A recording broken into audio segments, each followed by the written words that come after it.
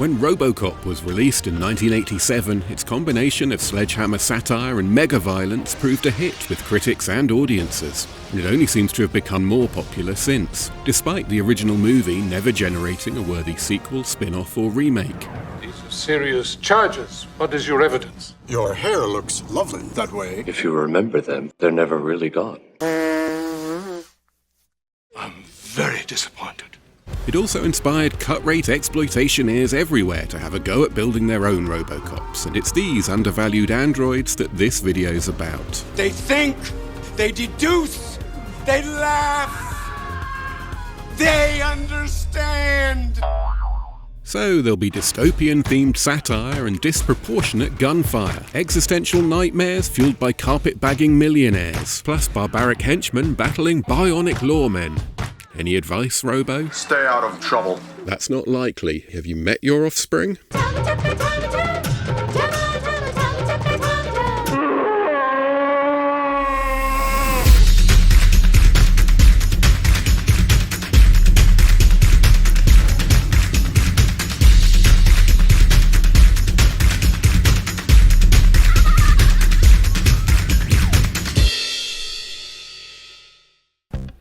It's business as usual, so Oscar rates how good a movie is and Tommy how good bad, or unintentionally entertaining, though I wouldn't put too much faith in either of them.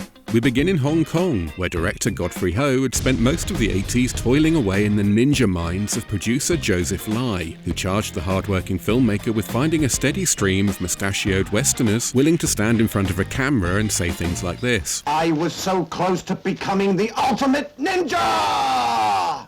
The ultimate ninja? He'd then shoot some fight scenes with local stuntmen and cut everything together with the best bits of an obscure Asian thriller, and the resulting Franken movie would be sold to any distributor discerning enough to recognise its value. These ninja-atrocities were the bread and butter of Lai's company IFD and its rival Filmark, which is where Ho applied this cut-and-paste technique to our first movie. Peter, I'll still love you forever! Robo-Vampire. Drop your weapons in 15 seconds. Robo-Vampire began life as Thai actioner Pa Logan, only for Ho to add Western drug dealers fretting over a tenacious Interpol agent. We must find a way to handle Tom, that goddamn anti-drug agent. So far so familiar, but things shift gears when the Kingpin reveals his strategy for dealing with Tom. Boss, what are your plans then? I've employed a Taoist. He'll train vampires to deal with him. This being a Hong Kong movie, they're Chinese hopping vampires, or Jiangxi, and we arguably go up another gear when one of them turns into an undead gorilla and kills Tom with his firework paws. So how's Tom? He's dead. Which of course is what leads to the RoboCopping. Since Tom's dead, I want to make use of his body to create an android-like robot, Mr. Glenn. I would appreciate your approving my application. All right, your application's approved. By the time we learn that the undead gorilla has a girlfriend who's a vengeful ghost, surprise is no longer an option. How dare you enter here, you witch! How dare you take my lover's corpse towers and turn him into a vampire beast? Now he is condemned to a living death, and we can never be together in the afterlife. Even by the standards set by its ninja temporaries, Robo-Vampire is a profoundly incoherent movie. What's so marvellous is all these disparate elements, the vampires, gorillas, cyborgs, monks, horny ghost, were all apparently shot intentionally for the movie. They're not recycled, they're actually meant to go together. Where are the drugs? Ask Godfrey Ho. There's at least one sequel to Robo-Vampire, and naturally enough, it was made before it. RoboVampire II is actually 1987's Devil Dynamite, which, once RoboCop became a hit, was rebadged and re-released due to it featuring this guy. Prior to RoboCop, most of the film was 1981's The Giant of Casino, to which was added not only Tinfoil Man, but also ninjas and hopping vampires controlled by a Taoist priest called Ronald. All I need right now is my revenge. I'm gonna get married. And Alex can deal with Ronald, the evil priest, and all the vampires. Despite the title, there isn't a robo-anything though. The Shadow Warrior, as he's called, is actually a policeman superhero, although he does appear to have been modelled on RoboCop. But Devil's Dynamite was allegedly released just 2 months after Verhoeven's film, which would have demanded a tight turnaround even by Filmark standards. Are you really the futuristic warrior, mister? I'll show you. Oh! Don't worry, we're charting a course towards calmer seas. We're just not there yet, because technically there's also a Robo-Vampire 3 Counter-Destroy. The truth is at times unwelcome. Which was previously released as The Vampire is Alive and, quite obviously, Counter-Destroyer. And I assume it was pasted together around the same time as the first movie because it uses the same robo-suit. Although confusingly, it also features the vampire child from the second movie. Who was your father? The vampire beast! That's so. That means you're from hell. As in that second movie, the silver-suited crime fighter is just a cop in superhero mode. So once again, there's no Robo in this Robo-Vampire, although there are cast members who do good impressions of androids. How come you fell into the water? The air in the float got out, making me fall into the water. Bullshit, nut. Get back to work quickly. Despite the Robo-Vampire series already featuring hopping vampires, an undead gorilla, metallic super cops, an actual cyborg, demonic Taoists, ninjas, zombies, and a horny ghost, this third entry feels the need to add a long-haired Freddy Krueger to the franchise, and I'd like to get into that, but to be honest, I just need this bit to be over. Otherwise, I'll convince myself Robo-Kickboxer needs including, and nobody wants that. The time's up. Not a sign of those bastards. Come on, mother. I don't believe this. How can I do business with them? These mother have no concept of time. Time is money. Maybe they had an accident. Accidents? Axel, you're full of shit. More traditional in its means of lazy exploitation is Robotrix, a Category 3 squelcher from 1991 in which a scientist with large breasts transfers the mind of a dead policewoman with large breasts into an android with large breasts. Prior to that, she's a cyborg for a brief time, but I imagine the lack of visible skin put everyone off that idea. This is a movie that really struggles to keep its characters in their clothes. Even the Terminator knockoff who everyone's trying to kill, and who in the end gets taken out by some guy in a bathrobe.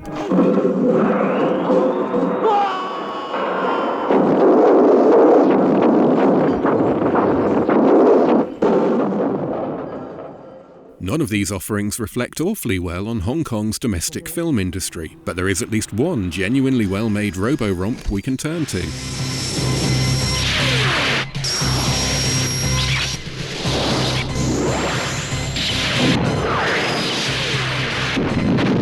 I Love Maria stars Sally Ye as the eponymous android, who's created by gangsters but adopted and reprogrammed by John Shum's police tech expert Curly, who's aided by producer Choi Hark's drunken hoodlum Whiskey. Whether or not RoboCop influenced the decision to make I Love Maria, its impact seems to have ended there. The character itself has more to do with its fake namesake from Fritz Lang's Metropolis. But coming on the heels of Robotrix, Maria highlights an early trend for female takes on the robotic law enforcer. And unfortunately, that brings us to this. 1, 2, 1, 2, 3. Ha! 1, 2, 1, 2, 3. 1, 2. Stop! One of several early Hollywood robo knockoffs built around women, CyberChick, which stands for Computerized Humanoid Intelligence Clone, stars Kathy Shower as the bot, until it doesn't, at which point Jennifer Daly takes over because despite being a producer, Shower refused to return for reshoots, not that it would have made any difference. This is one of the worst films ever made. That's what they say, huh? That's what they say, huh? There are good bad comedies, films that are funny in the way they're intended to be and in ways they aren't, but this isn't one of them. The humour's incongruously childish, drawn mainly from silly faces and voices, and the lack of any rhythm leaves it dead on the floor, apart from one recurring gag about a biker gang accidentally branded the Satan's Onions. Sadly, nothing could ever make up for leaving poor old Burt Ward swinging in the wind like this. I have placed thermonuclear devices in 12 locations and set them to go off in intervals.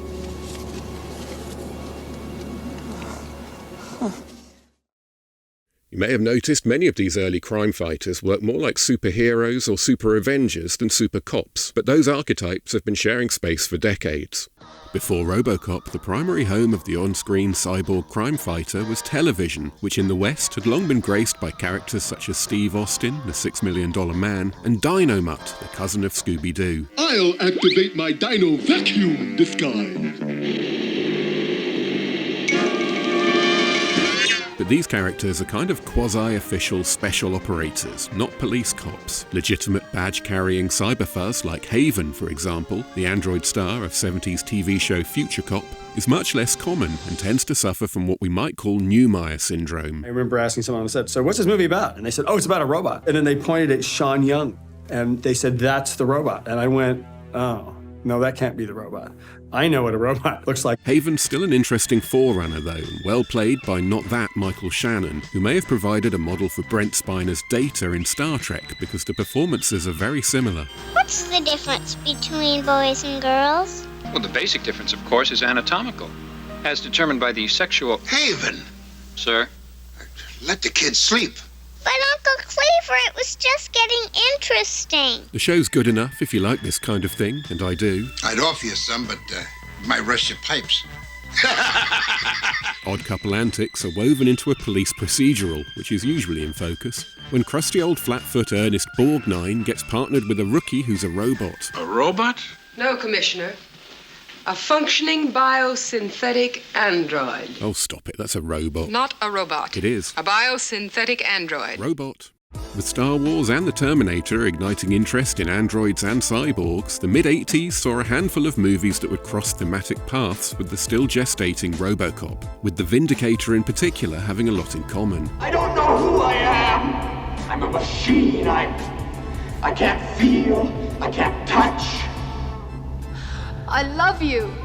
It's got the iffy corporation, the executive in league with criminals, the cynical reasons for resurrecting a murdered employee as a cyborg, the returning memories of family life, and so on. It's exactly the same concept, just incredibly boring. Who are you? I'm called Carl. Are you from outer space? Yes. A movie that isn't incredibly boring is the incredibly marvelous police bot carnival Rotor. What do you think this is, some low-budget sci-fi flick? But I talked about it in the Terminator video because that's what it's really influenced by. It may be about an android policeman, but there's no RoboCop in it, possibly because it was shot before RoboCop was released. There is a coincidence, though, in that both were filmed in Dallas, the makers of each movie wanting to take advantage of the futuristic cityscape and friendly bylaws. And that led to the oddity of a shared cast member, because RoboCop's homeowner Peter Whitley got job security. They're not supposed to strike. Had a major role in Rotor as Earl Bugler, the angry boss of our heroic roboteer, Barrett Coldiron. You may be so crooked you got to screw your head on. But you're not pulling my strings. No, Cold Iron. I'm pulling your plug. You're off the project as of right now. You fire me and I'll make more noise than two skeletons making love in a tin coffin, brother. Despite these forerunners, when RoboCop was released in 1987, the culturally dominant cyborg policeman of the day was this guy.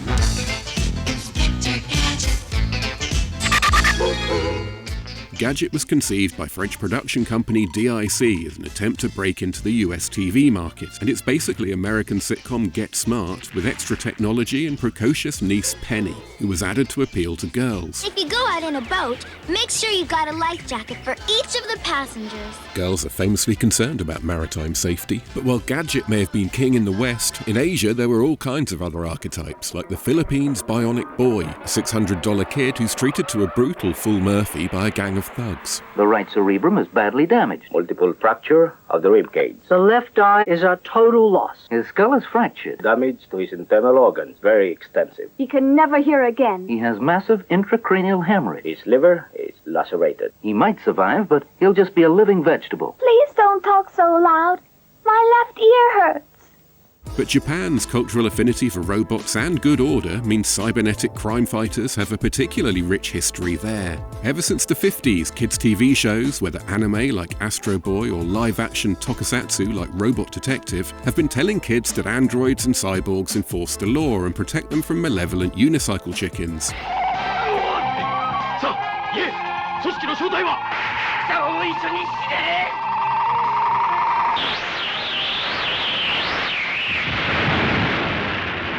Most of these shows, including the more popular ones like Android Kikaida and Kamen Rider, work very differently to RoboCop, their protagonists operating more like superheroes. But as mentioned earlier, there are at least a couple of Japanese kids' characters that were an influence on RoboCop, and the main one is 8 Man, which was aired in the West as Tobor the 8th Man. Faster than a rocket, faster than a jet. He's a mighty robot, he's the one to get. Called Tobor, the 8th Man. While 8 Man did battle with supervillains and enjoyed a superhero-like dual identity, his human form was a regular detective, and his backstory is very similar to Robo's, because he was a cop killed by bad guys and then reanimated as an experimental cyborg. All in all, he's quite similar, just powered by cigarettes. Would you mind giving me a light, please? Seriously, cigarettes are to 8 Man what spinach is to Popeye. Don't worry, mister. I'll burn those chains off with this gun. Are you ready? Don't bother burning the chains, miss. Just light my cigarette. 8 Man may have begun as an influence on RoboCop, but in its post-RoboCop rebooted form, the flow of inspiration went the other way, with Robo feeding back into him. And that scenario was mirrored in Toei's popular Metal Heroes franchise, which began in 1982 with Space Sheriff Gavan, a tokusatsu show about a galactic peacekeeper assigned to protect Earth. Dynamic!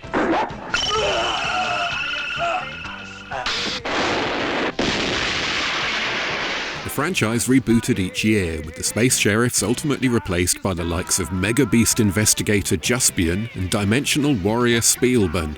But strip away the Christmas lights and it's clear the appearance of Gavan was a big influence on RoboCop. Unfortunately, that's all that fed into him, which is why RoboCop has a car instead of a spaceship that turns into a dragon he can ride into battle.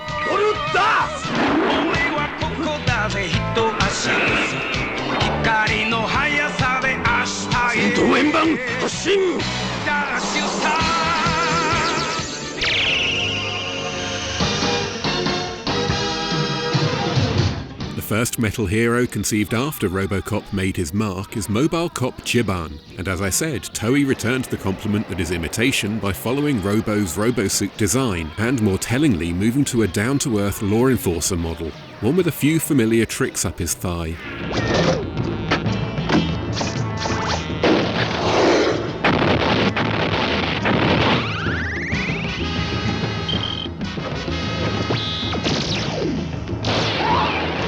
Unusually, Jiban had a theatrical release that came midway through the TV show's run, and it's called the Mobile Cop Jiban Great Explosion at the Monster Factory of Fear. Maximilian, go!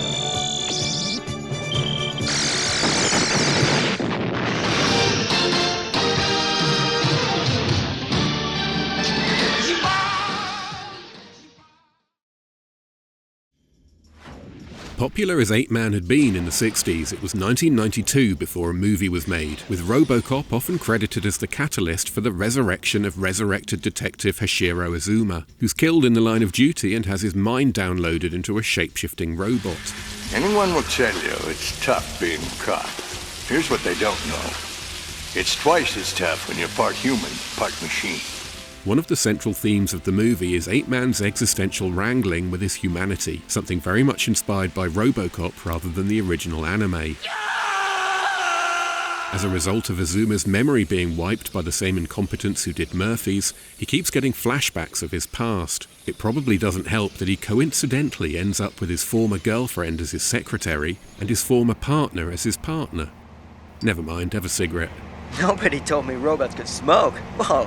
8 Man After reboots the series with new protagonist Hazama Itsura, a far more uncompromising and frankly violent 8 Man than his predecessor. He lives in a more violent world too, and it sounds pretty terrifying. All the gangbangers are cutting off arms and legs and replacing them with cyborg parts. You gotta be kidding me. The feature-length OVA series comes off like any generic mid-90s anime and has little to do with the original 8 Man, instead committing even further to RoboCop's subplots and bleak existentialism. You are the perfection of cyborg technology, a living tactical weapon capable of great destruction. It's vital that you remain uncontaminated by human passions and emotions. Better budgeted and far slicker than these B-movies is Lady Battle Cop, set in a near-future Neo-Tokyo in which the Phantom Gang's vendetta against bottles has run completely out of control. Luckily, the police have a plan, and it's very familiar. All they need is a subject to Cyborg, and they go with tennis pro Kaoru Mikoshiba, because she already has her own theme tune.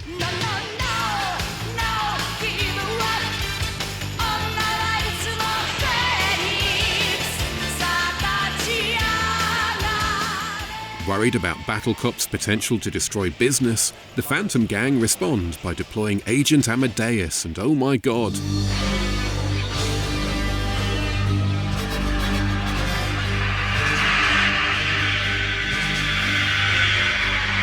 It's implied Amadeus was developed by NASA in conjunction with the gang's American wing, which has taken over the US government. Presumably that makes him a cyborg, and he certainly has weird abilities, but nothing's ever explained.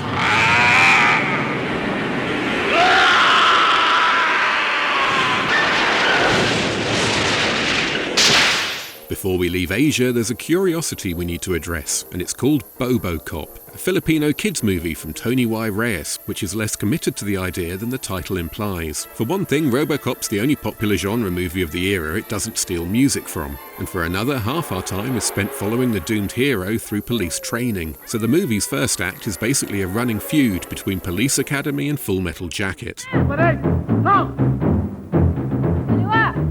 Police Academy wins, and the shenanigans get out of hand fast. Fortunately, it isn't long before Bobo's murdered, and it's quite a thing. Going in, I feared a child-centric tone, given it's a legitimate kids' movie, but this is the Philippines, and I needn't have worried. Sige. Sige, anak. Lolo, naiwan yung kamay. Basta tulungan niyo ako. Tumakbo ko. Halika, tulungan niyo ako.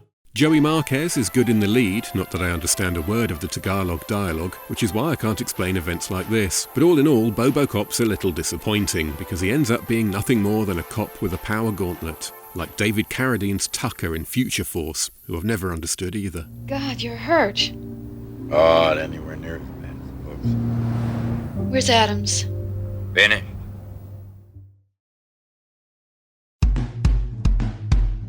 Before we go any further, let's make sure we know which elements we're looking for in a Robo ripoff, and where they came from in the first place. The idea for RoboCop first came to Universal junior exec and sci-fi fan Ed Neumeyer as he stood on the set of Ridley Scott's Blade Runner, pondering his disappointment that the robots didn't look like proper robots. They said, that's the robot. And I went, oh, no, that can't be the robot. It seems you feel our work is not a benefit to the public. Compelled to write a RoboCop movie that would address Blade Runner's oversight, Neumeyer hooked up with aspiring director Michael Miner, who'd had an idea about a murdered cop being resurrected with extraordinary abilities. Upon combining the two concepts, a reanimated cyborg policeman presented himself, bringing with him questions about the human condition and the torturous nature of the soul. If those dolls had voices, I bet each and every one of them would have screamed, "I don't want to be a human." From there, the two men developed a screenplay inspired by their interest in robots, Judge Dredd, and the injustice they felt was endemic in Reagan's America. Although the movie is set in the future, like any movie, it's a product of its time. And this is really a product of the Reagan era. Orion Pictures picked it up, with Jonathan Kaplan attached to direct, and executive John Davison commissioned a second draft of the screenplay from Neumeyer and Miner, whom he wisely instructed to create a connection between the criminal gang and OCP. Then everything fell apart.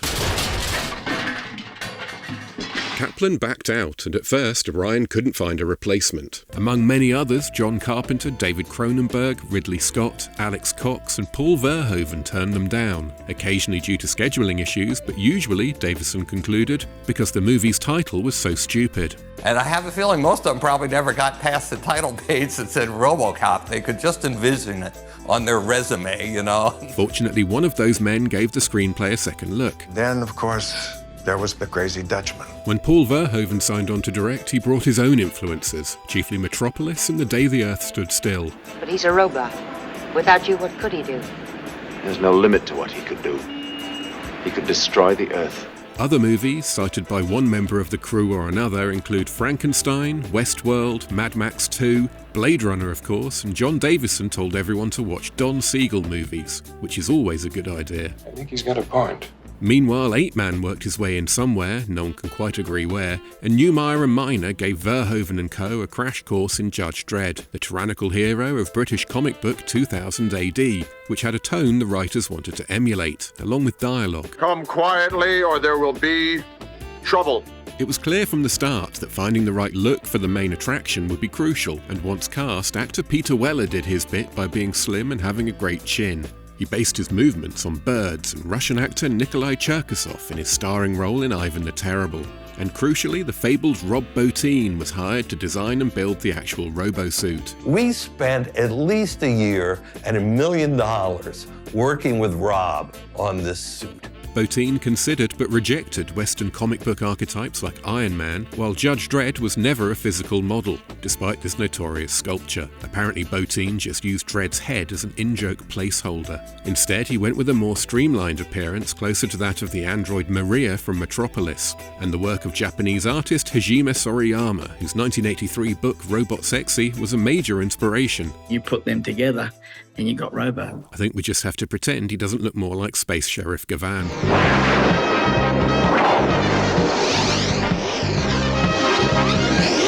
An approximation of Bottin's robo-suit might seem the obvious thing to look for in a rip-off, but they can be misleading. You are under arrest for violation of Penal Code 753.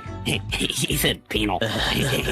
Robo-knots pop up everywhere, but usually it's in the context of a parody or some sort of humorous juxtaposition. Coming soon, RoboFrog 4. This time, everyone gets hurt. Real bad. Real bad. That's because, like the Terminator, RoboCop is recognizable enough to be used as cultural shorthand. And again, like the Terminator, his persona is so stiff and humorless it demands and rewards subversion. You want some chicken? Please don't do that. Beyond the suit, we're looking for movies that steal RoboCop's tropes, touches, scenes and themes, and occasionally it's dialogue, although like the suit, that tends to be referenced more than ripped off. You have 20 seconds to comply. I'll buy that for $1. Dead or alive, you're coming with me. In the words of Verhoeven's RoboCop, they're out of trouble. You have 10 seconds to comply. Bitches leave! I love this guy. You have 5 seconds to comply. Come quietly, or there will be trouble. You stole that from RoboCop. RoboCop. Just stand down.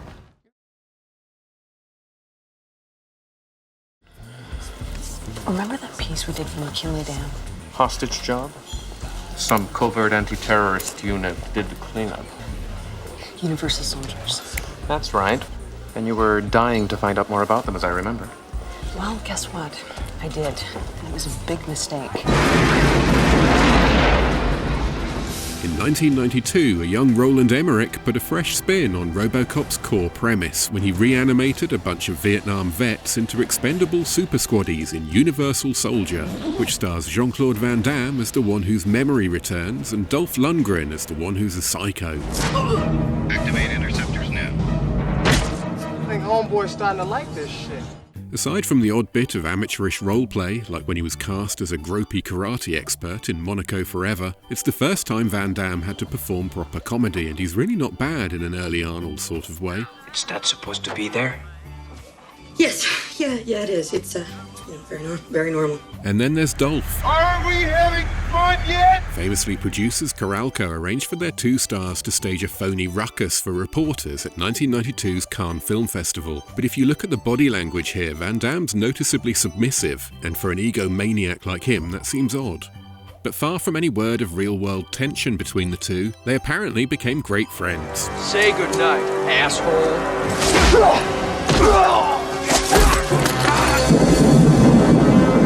Good night, asshole. Universal Soldier spawned one of cinema's more confusing series, with 3 attempts at a direct sequel, all of which ignored one another, and 2 of which led to third installments. First came a pair of Canadian TV movies, and they get off to a cracking start, with Spirit in the Sky thumping away drolly, and Gary Busey doing what Gary Busey does. You are the best and the brightest the military has to offer. You should be very proud of yourselves.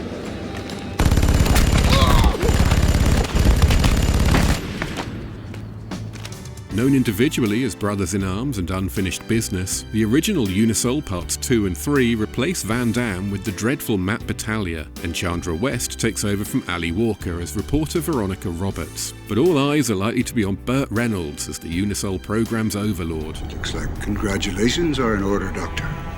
You're going to be a daddy. The UniSol program's Irish overlord. Don't worry. It's only temporary.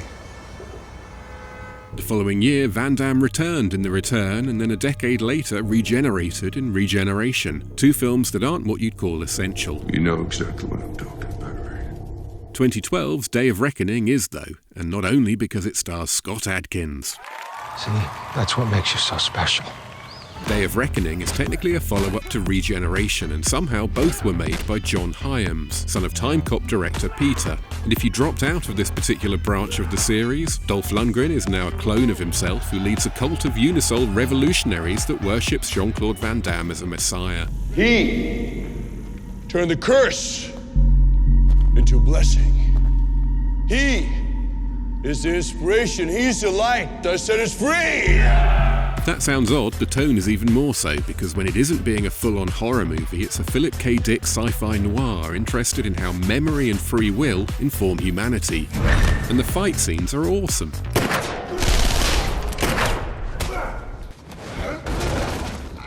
Universal Soldier wasn't the first Jean-Claude Van Damme movie whose sequels were influenced by RoboCop.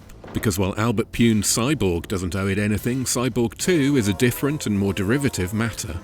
Oh, but it's so much fun to watch, isn't it? Somehow the world has unapocalypsed itself since the first movie and is now a Blade Runner-style future noir dominated by rival robot-making megacorporations, and the one run by Leonard Maltin is building exploding sex bots played by Angelina Jolie. And for some brilliantly ridiculous reason, they're programmed only to go off when they go off. So you're telling me every time she screws somebody, she's going to explode?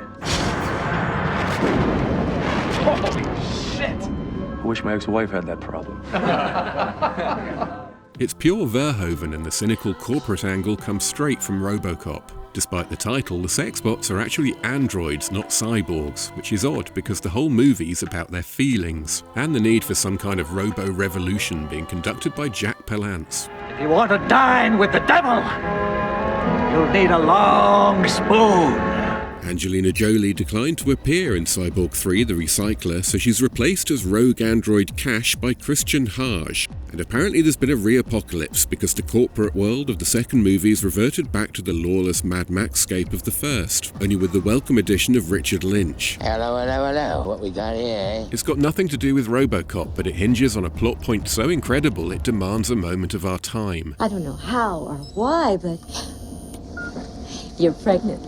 It's about a pregnant robot. In all my years of staring at these screens, I never thought I'd live to see this day. I mean, if you were human, maybe, but...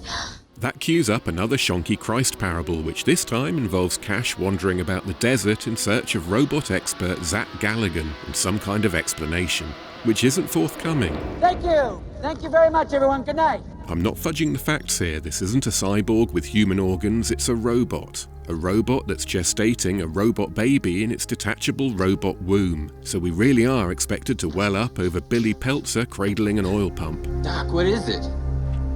It's the end of the first trimester. For baby, a miracle. In the wake of Cannon Films' demise, the majority of its library ended up with MGM, but its spirit was inherited by New Image, also known as Millennium. And it's particularly evident in CyborgCop, which was directed by Cannon regular Sam Furstenberg and tells of former cop David Bradley's investigation into the death of his brother at the hands of German professor Joachim Kessel. He's not dead, you brainless syphilitic idiot! He is life perfected! I have perfected the art of life itself! That's a German professor who John Rhys Davies decided to play with a broad Northern English accent. It's going to be like taking candy from small children. He's also a drug runner and an arms dealer, so all things considered, this seems like a remarkably confused character. He's not a chimp, he's a man! Or he was? There's not a huge amount of robo-porn, but Furstenberg makes up for it with character and action, and to that end he's aided by Shotokan Karate black belt Bradley, who was an underrated also-ran in the highly competitive world of 1990s martial arts B-movie stardom. I like this guy. He looks like a dejected Fonzie, but has the masculine vulnerability of Bruce Willis, maybe. Plus karate.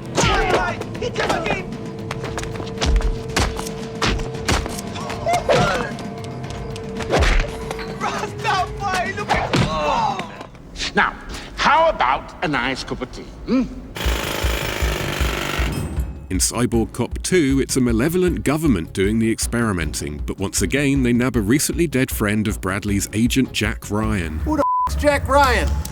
Who authorized this? It's basically a rerun of the first movie, which isn't the end of the world, with fight scenes and dialogue that are just as cliched. And I don't need a loose cannon telling me how to do my job. Yeah, well, you need something. And I'm about the best thing you've got right now. CyborgCop III tries something different by rebooting as a sitcom. Oh, baby, pop, pop, why'd you do me wrong? Baby, baby, but now my heart is broken, and I came home alone. Pop, pop, pop. Instead of Bradley, we get Jenny McShane as a TV journalist who's investigating student cyborgings with all the charm she brought to Shark Attack 3. Lady, I told you to get me my goddamn clothes. And for reasons to which the plot isn't committed, bounty hunters Brian Genesee and Frank Zagarino are sniffing around her like two horny dogs. She likes Twinkies. The CyborgCop series has always had a touch of Universal Soldier about it, and this final installment probably owes more to Emmerich's movie than it does Verhoeven's. The plot, tone and themes are all very similar, and there's an increased focus on explosive action set pieces that also aligns it with UniSol.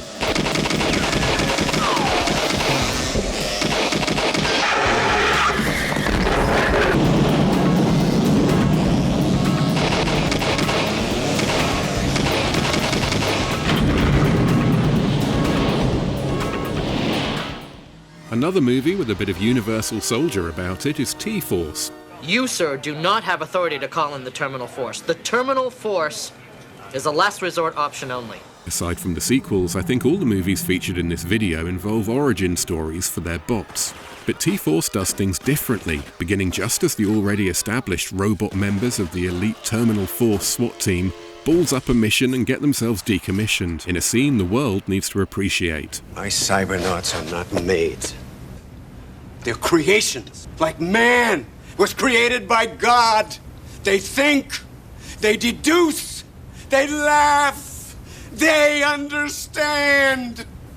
I implore you, do not extinguish this flame. Shit, I'm convinced. Jack, what do you think? Unfortunately, the final say comes down to a random detective who happened to be nearby. I don't like robots. I never have. So that's that. Consigned to the scrapyard, 3 members of T-Force go rogue, leaving the 4th to pair up with the robot-hating detective to find them. Nice rotation. One more. Really get it up there. Oh. What follows is basically 90 minutes of explosions.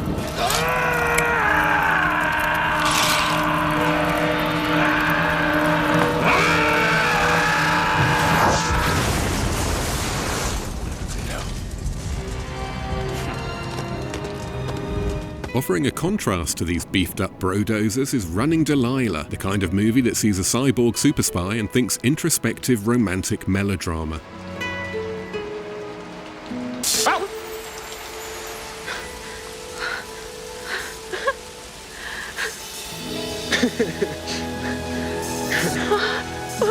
Many cyborg movies aren't interested in the emotional turmoil caused by waking up to find you're ahead on a robot, and Running Delilah's here to balance them out. It's like the painting in Dorian Gray's attic, absorbing other movies' moping, crying and angst so they can remain fun. Guts are not infinite, there is a limit!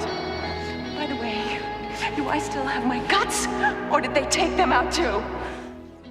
I talked about Lebanese filmmaker Jalal Merhi in my Indiana Jones video, and he's back here with TC 2000. Although as producer and actor only, not director, and he isn't even playing the coolest guy in the world.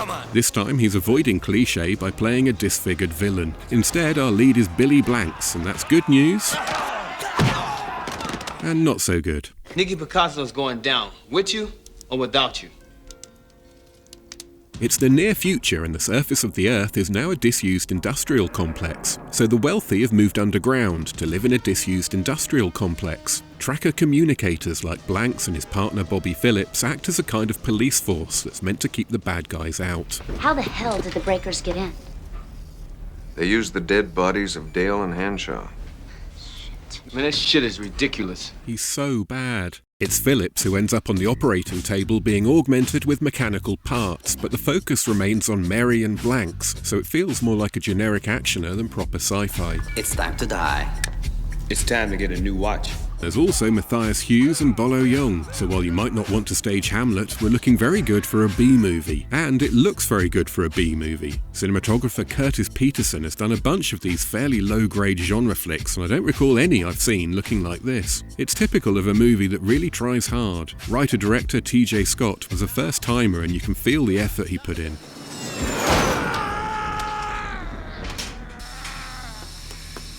The Demolitionist offers a tonal middle ground between Running Delilah and TC-2000 and asks the question, what would RoboCop have been like if Murphy had transferred in from Baywatch? Look, could you be more specific? Nicole Leggett's an undercover cop who infiltrates a biker gang only to be exposed and murdered, leaving police scientist Bruce Abbott to rebuild her as a cyborg. Yeah, what the hell's that? And then deal with her attitude. So, what, you're Dr. Frankenstein, and what the hell does that make me? It's directed by Robert Kurtzman, a prosthetic makeup effects artist who co-founded industry heavyweight KNB Effects with Greg Nicotero, and his connections mean the cast is full of familiar faces in minor roles, including Nicotero's fellow effects icon Tom Savini, and around a dozen genre stars spanning everyone from Heather Langenkamp to Bruce Campbell. Oh, hey, it's me! It's me! I don't normally deal with sequels and spin-offs because they're legitimate, and that makes me uncomfortable. But RoboCop's wider universe is so mad it needs a quick nod. We'll be right back. Obey the law.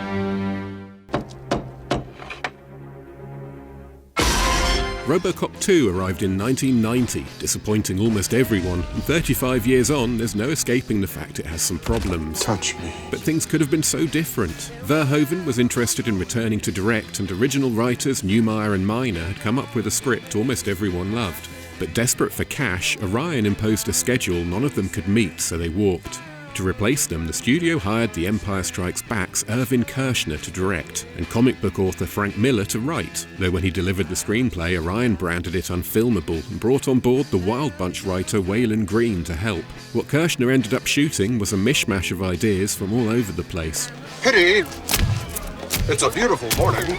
Regardless of the weak plot, villain and score, and some very dubious decision-making when it comes to the overall character dynamics, there is a lot to like about RoboCop 2, particularly the effects, stop motion or otherwise, but mainly stop motion, and the amount of fun the movie has cranking up the dark humour and satire. On the international scene, the Amazon nuclear power facility has blown its stack, irradiating the world's largest rainforest. Environmentalists call it a disaster. But don't they always? It's harder to make a case for RoboCop 3. If you remember them, they're never really gone. There's no Peter Weller, it's PG, the plot's ridiculous, most of it's boring. This...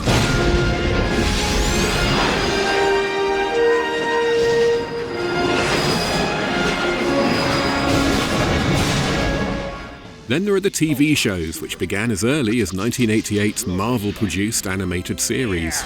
You are in direct violation of Penal Code 7673. He said penal. It's this thing's audience that Orion were trying to capture with RoboCop 3, because kids buy all the associated tat. As an evolution of the character, it adds nothing but the ability to get in and out of cars and enjoy haute cuisine. Bon appétit, Monsieur RoboCop. Thank you. The live-action series that followed in 1994 was similarly child-oriented and worked much like the superhero shows of the day, but it still went to some surprising places, with the realization of Neumeier and Miner's idea to give Robo a kind of techno-ghost love interest to flirt with, and there's some wacky villains. Yes, Hitler was an amateur. RoboCop's longest-running small-screen venture was 1998's Alpha Commando, which stretched to 40 episodes and changed the character's personality. Officer, it is a crime to interfere with federal authorities. My leg is unarmed. But most interesting is 2001's Prime Directives, a 4-part Canadian miniseries that takes RoboCop back to his R-rated roots. The past is all I have. Robo's now a rusty has-been, a grizzled old salt facing down retirement, and it brings to mind the Clint Eastwood elderly Batman movies he was never going to make. Paige Fletcher, the man in the can, isn't that old and takes some getting used to, but he's intense as hell and this version of the character really works. Can't Robo walk for shit though.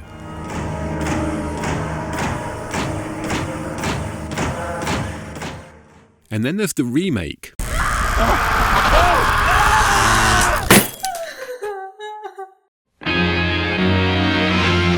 And now, Now, back to the show. So far, we've focused on movies almost entirely from North America and East Asia, and that's because Italy didn't step up to the plate. There are 250,000 Italians in Britain, and they'll be made to suffer.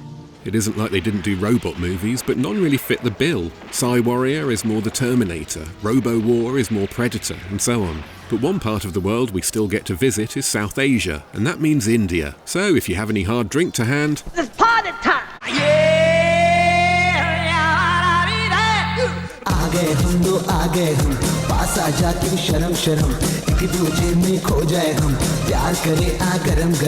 Historically speaking, sci-fi isn't a particularly popular genre in India, but RoboCop clearly left his mark. This is 1995's Ghatak Kachudu, in which the godson of Bhima creates a robot to protect a young woman from her murdery uncle. But instead it falls in love with her. I love you, Roja. I don't think the story's technically canon for most Hindus. Thank you, Subrao. Thank you very much. Fantastic. Really wonderful. I love you, Roja. I have to be honest and admit beyond that I have no idea what's going on here. At one point, Robo seems to be captured and reprogrammed by the bad guys, which leads to tragedy. But he does find himself again, and it's through his one true love. I love you, Roja.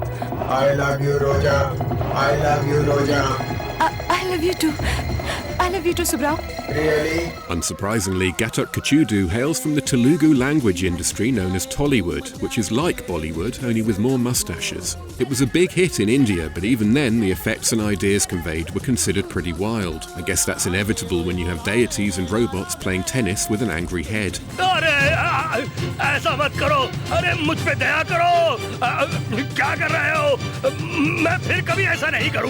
Ironically, amid all this visual chaos, the best thing about the movie is the music. I've had this tune going round in my head for years. Maybe because I picture RoboCop dancing to it.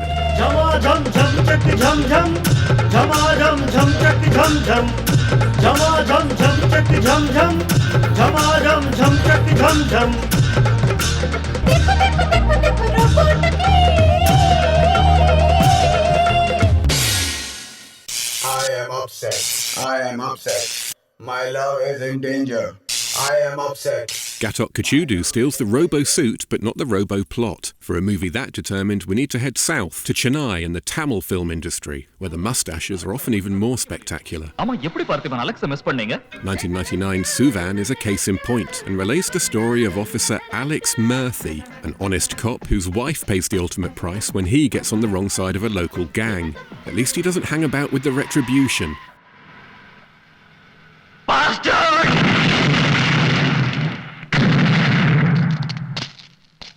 It ends badly for Officer Murthy, and then gets worse, because although there's stock footage capable of saving him, it means shaving off his mustache, I think. I'm not entirely certain the guy who was laid out on the operating table is the same one who gets up from it later. My mild case of prosopagnosia and the unpredictable filmmaking shed doubt on the obvious narrative, as does the fact our hero also seems to become a Terminator, albeit a Terminator with an identity crisis. At least with both these cyborg heavyweights in the same movie, we might finally answer a question that's plagued mankind for nearly 4 decades. Could RoboCop beat the Terminator in a fight? Of course RoboCop can beat the Terminator. We never get to find out because, believe it or not, they never bothered building a complete robo-suit. Other than a couple of close-ups and this silhouette, the character's represented entirely by footage stolen from RoboCop. And adding to the confusion over who's who, when the Terminator gets blown up by a bus, it's RoboCop who emerges from the explosion.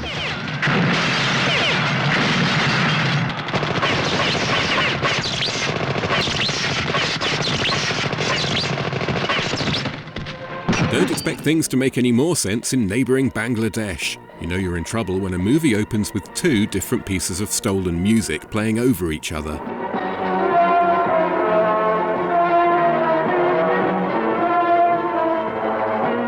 Whether or not it was intended isn't clear, and it won't be the last time we ponder that question during Bangla RoboCop. Get to me!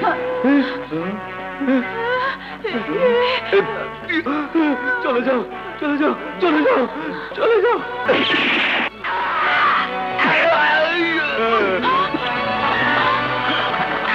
Shocktillarai, which translates as Power Struggle, is a demented blend of joyous musical numbers, appalling infanticide and melodrama, which was possibly released in 1998, probably directed by Iftikhar Jahan, and definitely stars Danny Sidak as a scientist who's murdered by corrupt cops, which leaves him ripe for a good cyborging. Despite their daughter just being murdered, that seems to put both parents in a pretty good mood.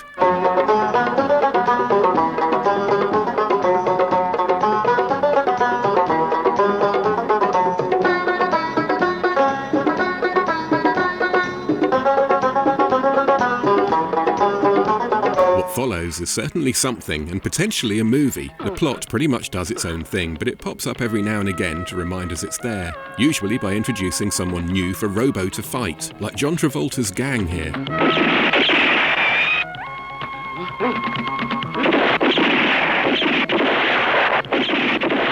We have to wait nearly 2 hours for the best addition to the cast, though, which comes when the villain builds a Lady Terminator bot and invites Robo round to play.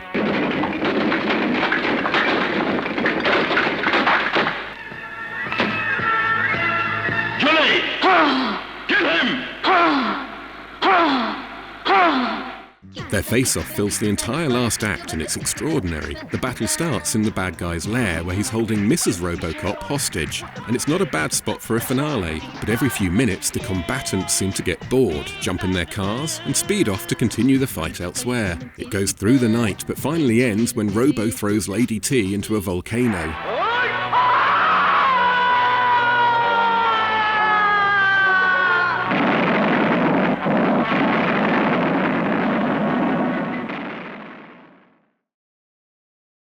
With questions about the nature of the soul here for eternity, real-life cyborgs now a reality, and the media conducting a blitzkrieg on its own credibility, we might expect RoboCop's influence to have remained strong, and in a way it has. Dead or alive, you're coming with me! As a pop culture icon, RoboCop's status is assured. He's as recognisable now as he's always been, despite not appearing properly on screen for more than a generation. He's become one of those venerated fictional characters who's just part of the furniture. It was so funny when you started comparing Jane Eyre to RoboCop. The best evidence for this continuing popularity, though, is 2014's Our RoboCop Remake, which is what it says it is. A scene-for-scene reconstruction composed of contributions from more than 50 teams of filmmakers. Some danced, some sang, and some joked. And I knew, walking out of the boardroom that day, that this had been the craziest summer of my life. But all of them gave their time for nothing more than the love of RoboCop, and maybe a primal desire to twist the knife in the remake's soft belly. Get out of here! Is it a Batman? Are you a Batman? Hey! Creep! Get out of here! No one wants to see that! Not many movies enjoy that kind of commitment from their fans, and it shows that those of us who love RoboCop tend to really love RoboCop. I was born with a deep connection to RoboCop. I've had it all my life, that's all I can say. So when were you born? It's got guns, it's got violence, it's got satire, it's got comedy, melty men. We should watch it one day. So as an ongoing cultural cornerstone, RoboCop's a monster. But as a direct influence on modern movies, its legacy's more complicated. What I am is a humanoidican American. Get it straight. The film's certainly a prominent entry in the mechanised identity crisis subgenre, which has gone on to great things, and it's arguably key to the cyberpunk movement that so inspired the Matrix franchise. We're still telling the same stories we've always told, just with different names, different faces. Plus dystopias, satire, and over-the-top violence are everywhere in modern cinema. But RoboCop didn't invent any of those things. It offered a perfect version of them that was uncannily well-tuned to the vibe of the 80s. And that's the thing. Although it deals with perennial issues, they're issues that have evolved so much it can make RoboCop seem a little old-fashioned. Bad language makes for bad feeling. In 1987, robots were a technological savior come threat. Now AI dominates that space. We worried about big corporations not paying their staff. Now it's big tech not paying their taxes. TV news was under fire for being sensationalist. Now it's for being sensationalist, biased, dishonest, and full of unbearable cock-knockers. The fact is, RoboCop takes thematic aim at targets that are now largely irrelevant, and maybe that puts off the less imaginative exploitationeers, which is most of them, but that's their loss. The fact is, this film speaks such a universal truth that will never be irrelevant while the world's still run by arseholes. Good, very good. Our fundamental concerns remain, but the faces we put on them have changed, like how we fret over Marvel burgers trouncing more interesting movies at the box office. But did you know that in 1987, twice as many people went to see Three Men and a Baby as RoboCop? I realize such a concept tends to negate our belief in a benevolent God, but yes. Thanks for watching and see you next time.